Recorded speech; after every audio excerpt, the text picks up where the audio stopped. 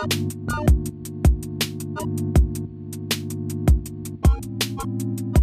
I'm Feeling Now is the latest project from English singer and songwriter Charli XCX. This album comes just a few short months after the release of her self-titled album Charli, and that was an album that ended up being probably her most critically acclaimed album to date. Charli was an album that was characterised by having a very, very eclectic sonic palette, as well as having an extensive list of contributors and features. I think on the song Shake It there were 4 other artists alone. Despite the album's very, very explicit stress on experimentation, it was still very, very clearly marketed as a pop album. If there's a couple of things we've come to expect from Charli XCX projects at this point, I think it's originality and innovation.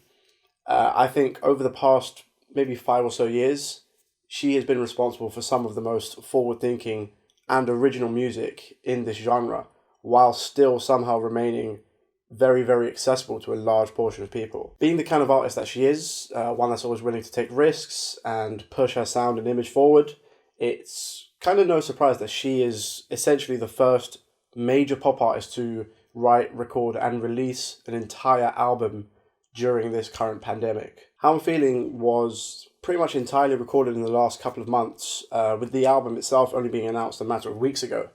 Throughout the album's creation process, Charli has been very open, collaborating with a lot of people, letting her fans know pretty much in real time how the album's going via Zoom calls and Twitter, and just extensive interaction. Now, there are a couple of things that separate this album from previous Charli projects, aside from the extraordinary circumstances that it's been released in. The first thing is that Charli's albums are usually filled with guest vocalists, and again, the previous album Charli was a clear example of that. There were many, many, many contributors to that album, but on this album it's just her vocally, and I think that's important to the narrative of the album, the whole theme of the album, when you consider the context of the album and the very, very personal nature of the lyrics as well. Our first taste of this album came in the shape of the single Forever.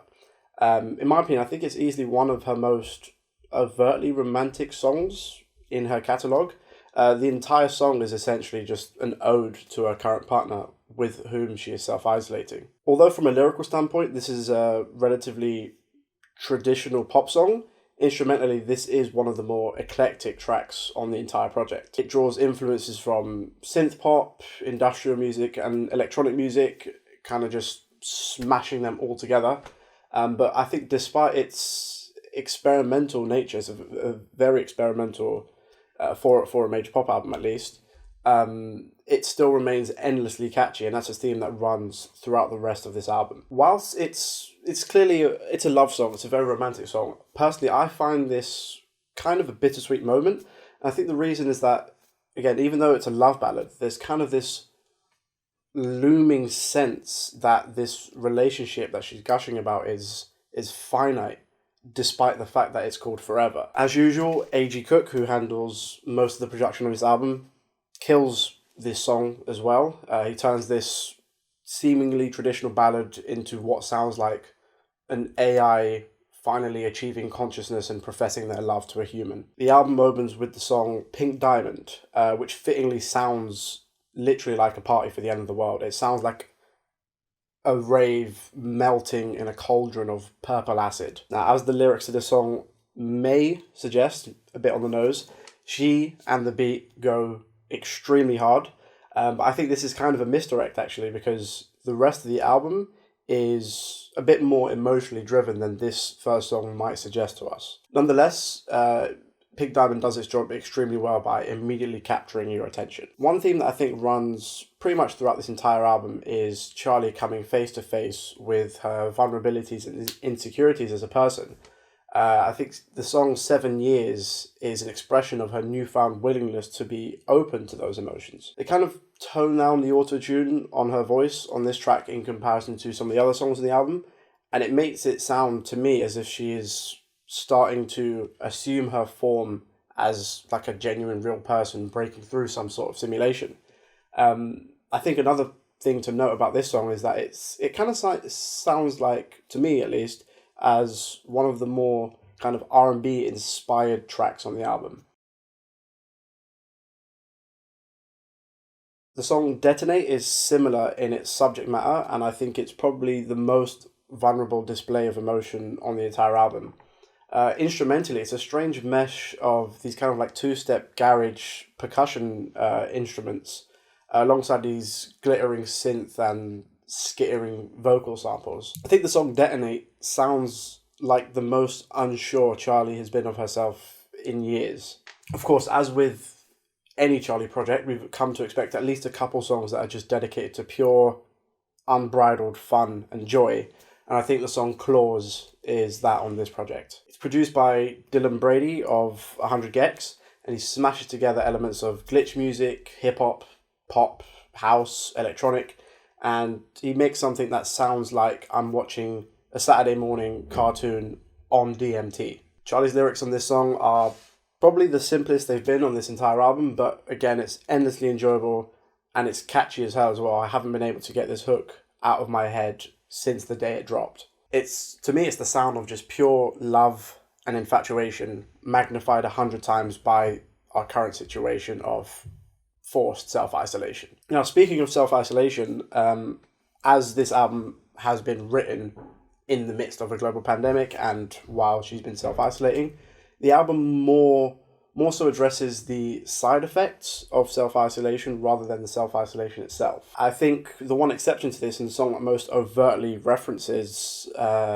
self-isolating and the monotony that comes along with it, is the song Anthems. It's simply a song about wanting to get out and party and let go of all the built-up stresses and anxieties that we've all built up due to the current situation. She mentions her constant online shopping, as well as her tendency to start getting existential during this crisis, which I think is probably two things that are pretty much commonplace at this moment in time. It's almost a trance song, essentially, but it's laced in with those kind of industrially metallic sounds that we've come to expect from Charli production. The song before Anthems, which is Party For You, is definitely a standout song to me on this album. I believe it's a song that's been floating around for a few years now.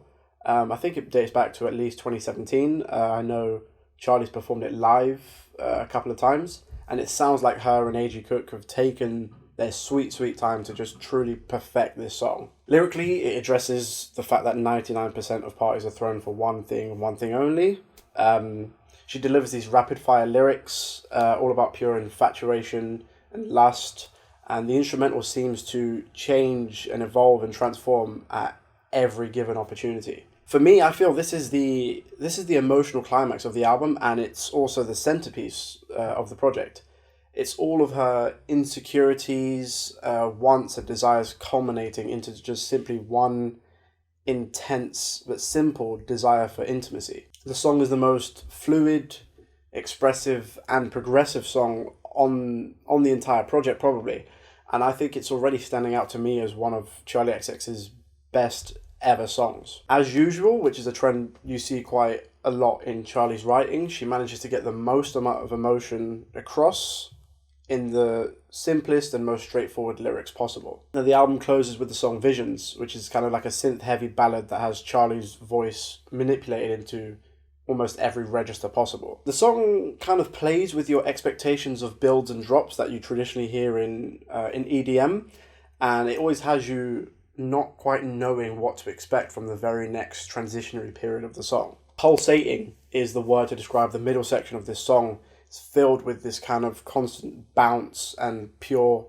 kinetic energy. The synths kind of melt away and make space for the last minute of what sounds like genuinely an alert system that the end of the world is coming. That the last portion of the song, it sounds like the world is coming to an end and we've just had the party to end all parties before we meet our eventual doom. And I think because of that, and when you consider how the album opens, the album does kind of come full circle. For me, this album really is an astounding achievement in conciseness, forward thinking, and a willingness to be vulnerable. I think it is one of Charli XCX's very strongest projects to date, and I don't say that lightly because she has a lot of very strong projects, especially the last album. But I think this is this is part of her evolution as an artist. She's never looking back, always looking forward, and I think that's what pop music should be, and that's what it has been. And she's continuing she's continuing that tradition. And I think that this album is probably going to end up being the best pop album of the year. Thank you guys for watching. Make sure to like, subscribe, and dong the bell. And I will see you next time.